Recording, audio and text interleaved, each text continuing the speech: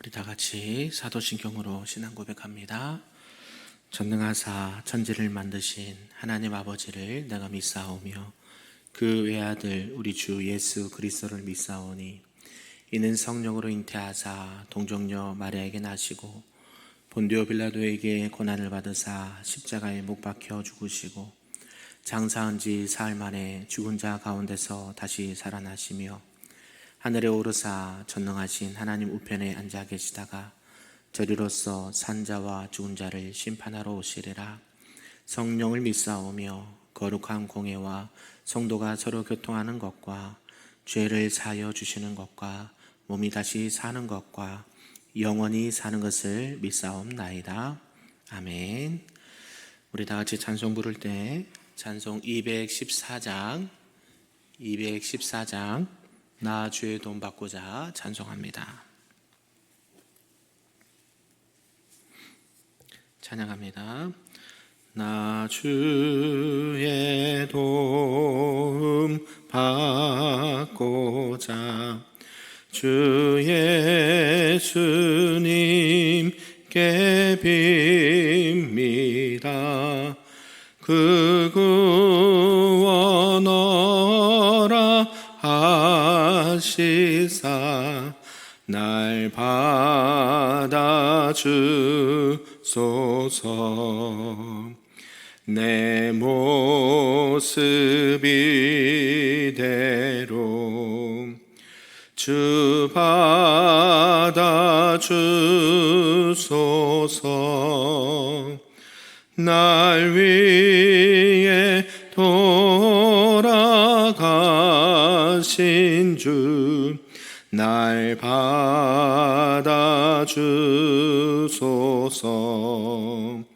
큰 죄에 빠져 영죽을 날 위해 피 흘렸으니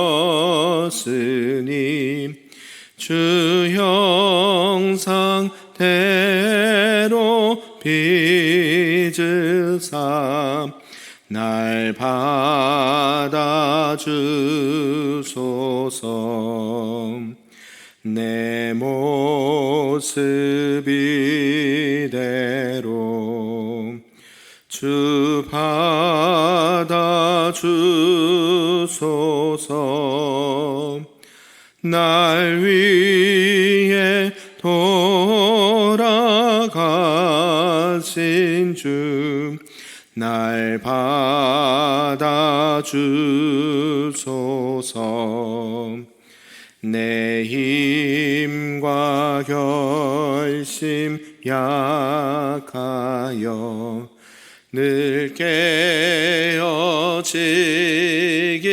쉬우니 주 이름으로 구원해 날 받아주소서. 내 모습 이대로 주 받아주소서.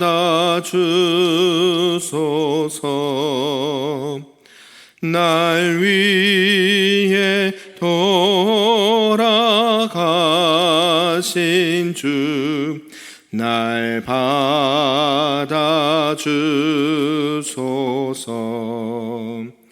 내 주님 서신 발 앞에 나 꿇어 엎드렸으니 그 크신 역사 이루게 날 받아주소서. 내 모습 이대로 주 받아주소서. 날 위해 돌아가신 주 날 받아 주소서.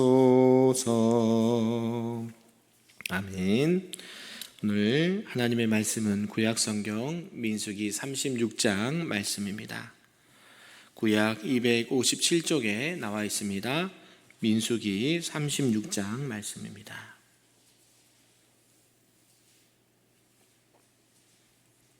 우리 한 절씩 교독하고 마지막 끝절은 함께 읽도록 하겠습니다.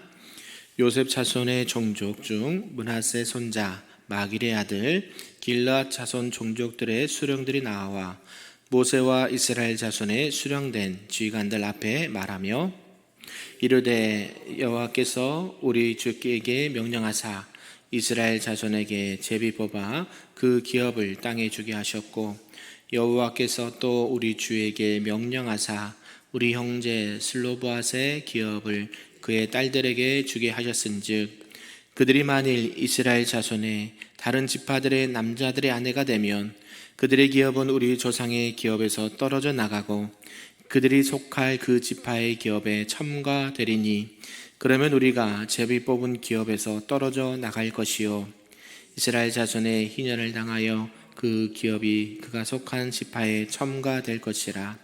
그런즉 그들의 기업은 우리 조상 지파의 기업에서 아주 삭감되리이다. 모세가 여호와의 말씀으로 이스라엘 자손에게 명령하여 이르되 요셉 자손 지파의 말이 옳도다. 슬로브앗의 딸들에게 대한 여호와의 명령이 이러하니라. 이르시되 슬로브앗의 딸들은 마음대로 시집 가려니와 오직 그 조상 지파의 종족에게로만 시집 갈지니 그리하면 이스라엘 자손의 기업이 이 지파에서 저 지파로 옮기지 않고 이스라엘 자손이 다 각기 조상 지파의 기업을 지킬 것이니라 하셨나니 이스라엘 자손의 지파 중 그 기업을 이은 딸들은 모두 자기 조상 지파의 종족이 되는 사람의 아내가 될 것이라. 그리하면 이스라엘 자손이 각기 조상의 기업을 보존하게 되어 그 기업이 이 지파에서 저 지파로 옮기게 하지 아니하고 이스라엘 자손 지파가 각각 자기 기업을 지키리라. 슬로브앗의 딸들이 여호와께서 모세에게 명령하신 대로 행하니라. 슬로브앗의 딸 말라와 디르사와 호굴라와 밀가와 노아가 다 그들의 숙부의 아들들의 아내가 되니라. 그들이 요셉의 아들 므낫세 자손의 종족 사람의 아내가 되었으므로 그들의 종족 지파에 그들의 기업이 남아 있었더라. 같이 읽습니다. 이는 여리고 맞은편 요단가 모압 평지에서 여호와께서 모세를 통하여 이스라엘 자손에게 명령하신 계명과 규례니라. 아멘. 할렐루야. 오늘 주일 새벽에도 하나님의 크신 은혜가 우리 모두에게 있기를 주님의 이름으로 충만히 축복합니다. 아멘. 네, 오늘은 드디어 이제 민수기 끝장 36장의 말씀입니다. 출애굽기, 레위기, 민수기 하루에 한 장씩 읽었더니 벌써 구약의 3권이 끝났습니다. 네, 요한계시록까지 우리가 쉬지 않고 한 번도 빠지지 않고 말씀을 꼭 같이 읽었으면 좋겠습니다. 오늘 이렇게 민수기 36장의 말씀은요, 민수기 마지막 장의 말씀이면서 이제 기업을 상속받은 여인이 이제 출가함으로 말미암아 발생하게 되는 그 지파 간의 토지 문제가 이렇게 있었다라는 것을 말씀하시고 그에 대한 설명을 쭉 해주고 있다라는 것이죠. 하나님은 앞에서 민수기 27장에서 이제 딸들도 아버지의 기업을 상속받을 수 있도록 허락해 주셨습니다. 내용을 좀 보면요, 그러니까 이제 슬로브앗의 기업을 받은 딸들은 이제 결혼을 하고 타 지파에게 토지가 넘어가는 것을 우려하여서 이 길앗 족장이 모세에게 이렇게 청원을 한 내용이 4절까지 기록되어 있습니다.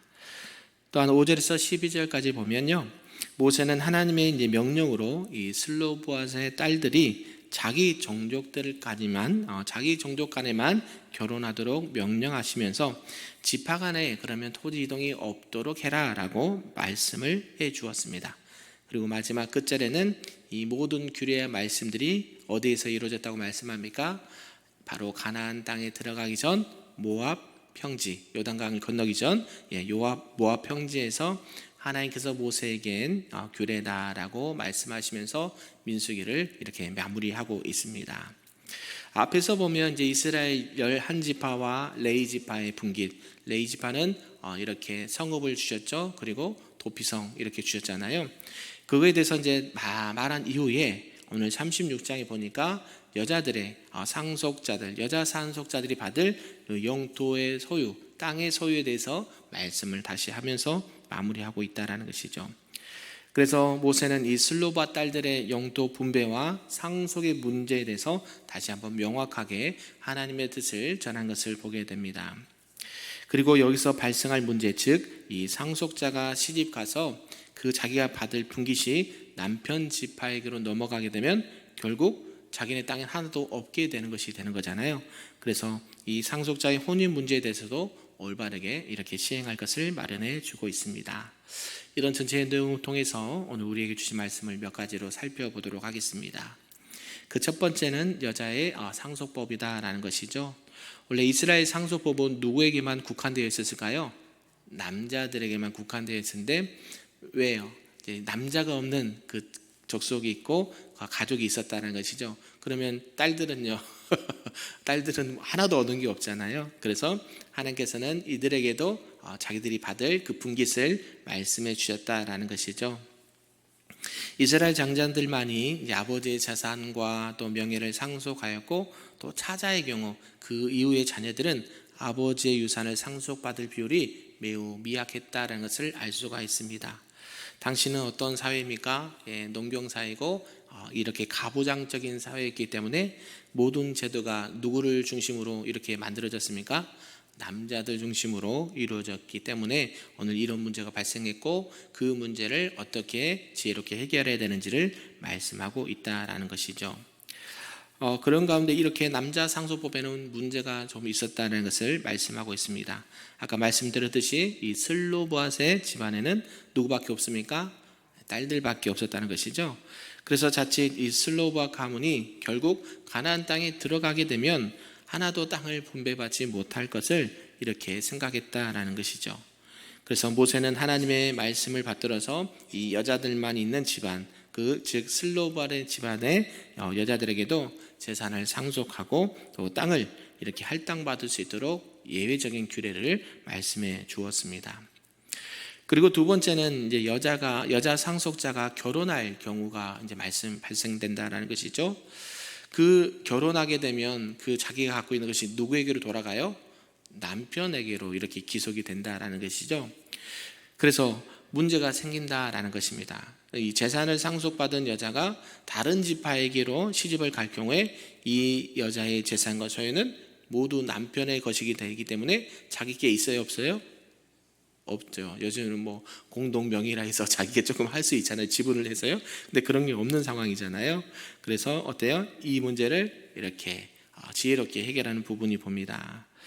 어려운 문제, 그죠? 어려운 문제입니다. 그때 당시에는 여자들에게 어떤 이렇게 힘이 있거나 아니면 어떤 뭐가 있어서 지위가 있어서 이것을 마음대로 할 수 있는 상황도 아니었기 때문에 이것을 누구에게 갖고 가요? 네, 모세에게 갖고 가고 모세는요 이것을 어떻게 해요? 하나님 앞에 기도해서 하나님께서 알려주신 말씀과 방법대로 그대로 이렇게 알려주는 것을 보게 된다라는 것이죠. 우리도 어떨까요? 어려운 문제를 만나면 어떻게 해야 될까요? 누구에게 달려나가야 돼요? 네, 하나님 앞에 나가야 되고 또 하나님 전에는요 그 문제를 해결할 수 있는 이런 어떤 지도자나 도움을 주시는 분에게 찾아가서 우리가 이런 상황입니다라고 도움을 요청하고 또 그것이 누구에게요? 하나님께서 그 문제를 원천적인 문제를 해결해 달라고 기도할 때에 하나님께서는 하나님의 사람들을 통해서 그러한 인생의 모든 문제를 해결해 주실 줄로 믿습니다. 아멘. 그러면서 이제 이스라엘에는 한 가지 제도가 하나 있다라고 말씀하고 있습니다. 희년 제도라는 거죠. 희년 제도 뭐예요? 7번째 안식년이 되는 해. 어째요? 그래서 7, 49, 49년이 지난 50년째가 희년이 됩니다. 이 희년이 되면 무슨 일이 있어요? 노예를 석방하고요. 그죠? 자신이 데리고 있던 노예를 석방하고, 그러니까 종이잖아요. 자기가 데리고 있던 종을 석방하는데요. 자기가 자유인이 되겠다라고 가는 종이 있고, 두 번째는요. 나는 어디가 좋사오니? 나는 지금 주인님 집이 너무 좋사오니 나는 영원토록 주인님의 종이 되겠습니다. 예, 두 가지 종이 있다 그랬죠. 이렇게 자유를 떠나서 자연이 되는 종이 있고, 두 번째는 다시 나는 주인의 영원한 종이 되겠습니다 해서 그래요. 그래서 이렇게 인을 박아서 이 사람은 영원토록 이 주인의 종이 되겠다라고 남는 자도 있었고요. 두 번째는 뭐가 있어요? 모든 부채가 탕감이 됩니다. 희년 때요. 그죠? 그리고요, 마지막 세 번째 중요한 거는 이 땅이 원래 주인에게로 돌려지는 그런 해였다라는 것이죠. 그러니까 어때요? 이 땅은 결국 다 누구 거예요? 누구 거예요? 내게 아니고 하나님 거잖아요. 하나님께서 다 만드시고 그것을 다 허락해 주셔서 우리가 이 땅에 살아가는 동안 잠시 있다가 어때요? 잠시 그것을 영역을, 그 땅을 이렇게 하다가 어때요? 때가 되면 어떻게 우리도 놓고 가잖아요. 마찬가지예요. 그런 희년제도라는 게 있었기 때문에 이런 것을 이제 말씀을 따라서 이 슬로봇 딸들에게도 말하고 있다라는 것이죠. 다른 지파에 시집 가서 기업 부르는 절차를 통해서 그 땅을 원래 자기 지파가 되찾는다고 해도요, 희년이 되면 그 땅은 역시 시집간 지파의 땅으로 되돌려져야 했다라는 것입니다. 말하자면 이 희년 제도가 원래는 어떤 의도예요? 좋은 의도로 만들어졌다는 것인데요, 이 슬로봇 딸들의 경우에는 오히려 자기들에게는 좋지 않은 결과가 나왔다는 것이죠. 힘들게 이렇게 해서 받았는데 다시 희년이 되면 어떻게 돼요? 돌려줘야 되잖아요. 이런 문제가 발생한다는 것이죠. 네, 이런 가운데 이렇게 여러 가지 제도는 100% 완벽하게 있을까요? 없을까요? 네, 없다라는 것이죠. 사람이 만든 것은 완벽하지가 않습니다. 우리가 아무리 법 하지만 그 법이 완벽할까요?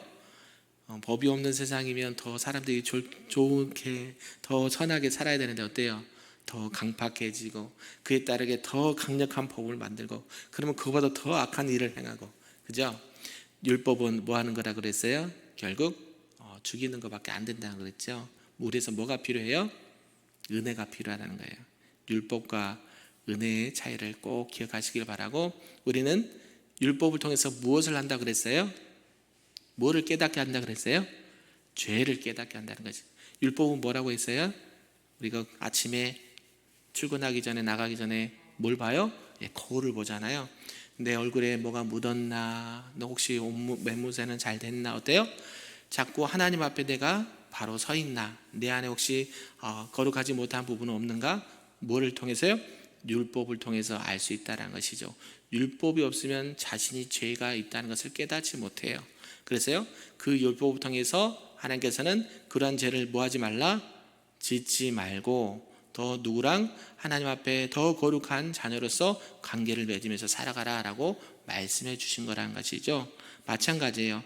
이 세상의 것은 완벽한 게 없습니다. 오직 완벽한 분은 누구만 계세요?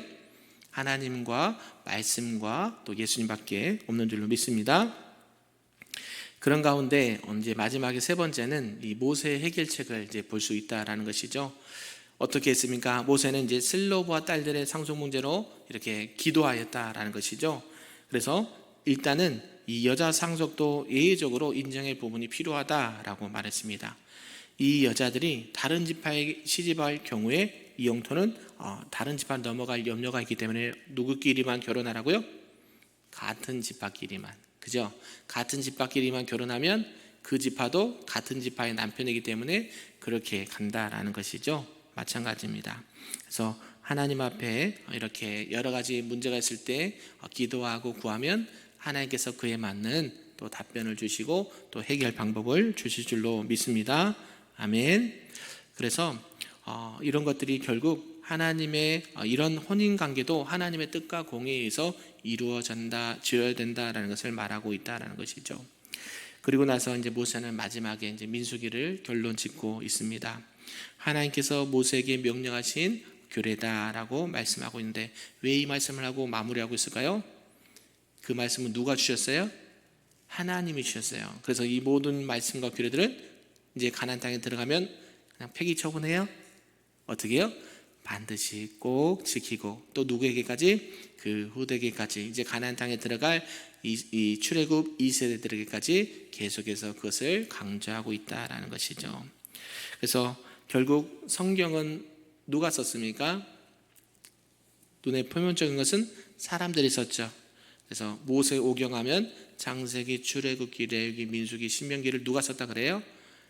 모세가 써서 그래서 모세 오경, 토라 그러라 그래요. 율법서. 그래서 뭐라 그래요?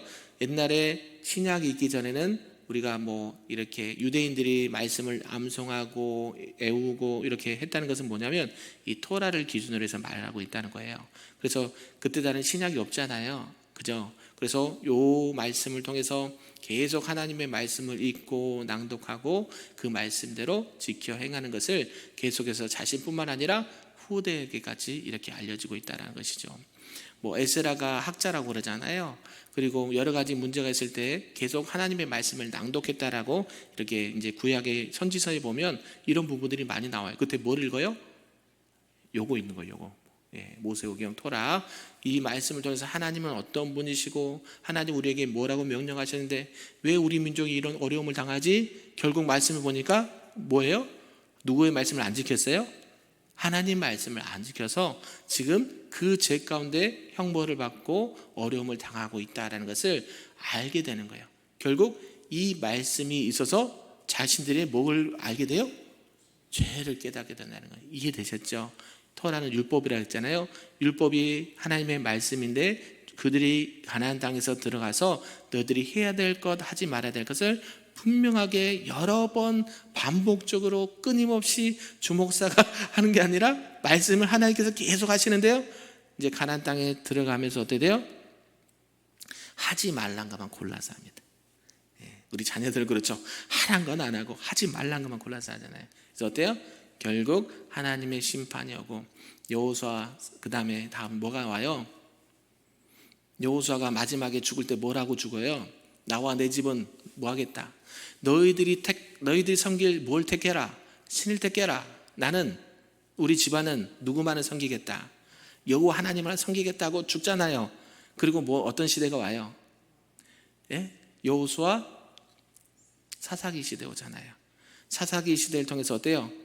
계속 죄를 반복하고 또 하나님께서 징계하시면 또 그들이 회개해서 하나님께서 은혜를 베풀어서 다시 살려주시고 사사들을 통해서 계속하시고 이런 부분을 통해서 어때요? 결국 마지막 사사 누구예요? 한나가 기도해서 낳은 아들 누구예요? 사무엘을 통해서 하나님께서 누구를 세워요? 이제 계속 백성들이 우리도 세상의 왕들을 세워주십시오. 그래서 누구를 세워요?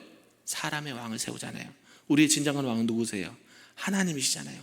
그 하나님 대신 인간 사람을 세워서 왕을 세우고 첫 번째 왕 사울, 두 번째 왕 다윗, 세 번째 왕 솔로몬 다음에 어때요? 나라가 분열되고 남유다 북유 이스라엘로 분열되고 수많은 전쟁과 억압 통해서 어때요? 이스라엘 백성들이 하나님 말씀을 지켰으면 그런 어려움을 당할까요? 안 당하겠죠. 근데 끊임없이 구약의 말씀들은 이 말씀을 지키지 않아서 하나님께서 죄라고 말씀하신 그 부분을 지키지 않아서 또 행하지 않아서 그 어려움을 당하고 결국에는 어때요? 말라기 시대에 11조 말씀하시잖아요. 11조만큼 많이 하라고 일부러 말씀하신 게 아니라 그랬죠. 왜요? 레위 지파들이요. 도저히 하나님의 일을 감당할 수가 없어요. 왜? 백성들이 하나님 앞에 드릴 것 온전한 걸 드리지 않아요. 흠이 있는 것 또 부족한 것을 드리면서 레위 지파들이 어때요? 따로 분깃을 받지 않았잖아요. 그러니까 어때요? 먹고 살아야 되잖아요. 의식주 문제를 해결해야 되잖아요. 그 일을 못하는 거예요. 어때요? 하나님의 일을 제대로 감당하지 못하니까 더 어려움이 있고 그래서 하나님께서 11조를 얘기하는 거예요. 너가 정말로 드려라. 그러면 하나님께서 시험하라 그러잖아요. 내가 너에게 복을 부어주지 않는가? 하늘 창고를 여서 너에게 부어주지 않는가? 시험하라 그러잖아요.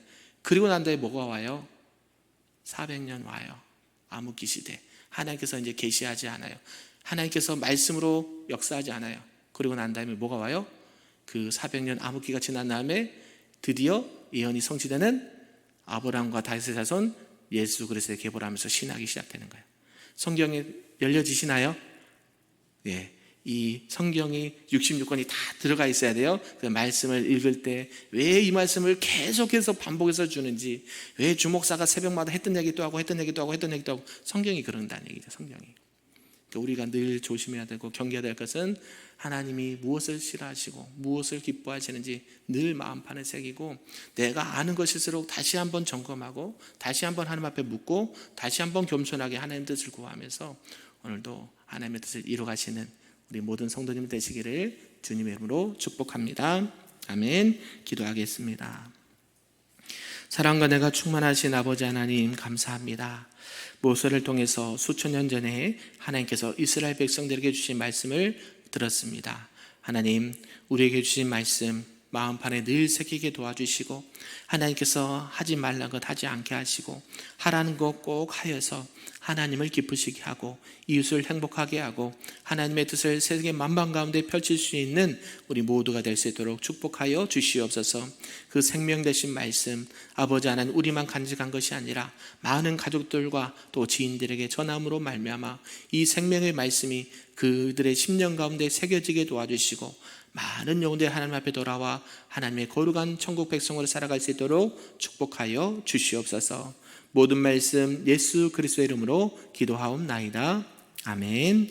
하늘에 계신 우리 아버지여, 이름이 거룩히 여김을 받으시오며 나라가 임하시오며 뜻이 하늘에서 이루어진 것 같이 땅에서도 이루어지리다.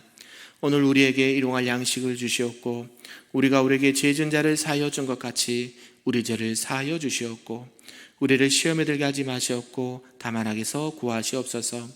나라와 권세와 영광이 아버지께 영원히 있사옵나이다. 아멘.